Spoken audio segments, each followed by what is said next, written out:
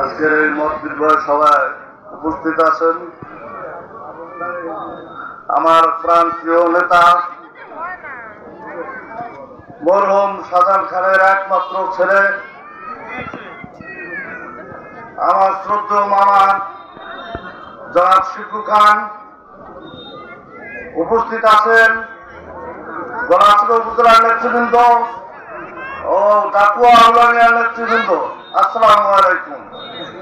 আমরা সংক্ষিপ্ত বক্তব্য দেব, কিন্তু এর আগে আমি একটা কথা বলতে চাই। আমরা সবাই কোন দল করি? বিএনপি করি।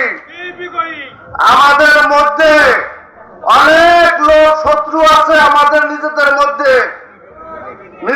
মধ্যে কারু লাগাবা, আপনারা সেই কারণে ঢুকবেন না।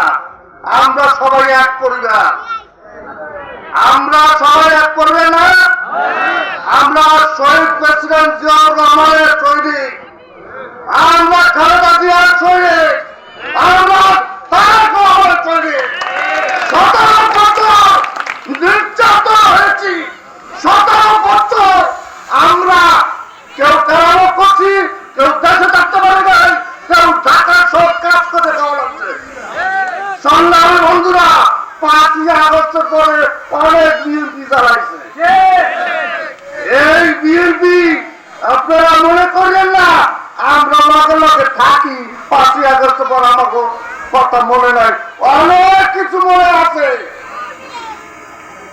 অনেক কিছু দেখেছি। এই রাজপথে আমরা ছিলাম, এই রাজপথে মায়ের আমরা খেয়েছি। কোন আপোষ নাই স্বৈরাচারের সাথে। আপোষ একটাই, ধানের শীষ। বাংলাদেশে ধানের শীষের ব্যতিক্রম অন্য কিছু নাই।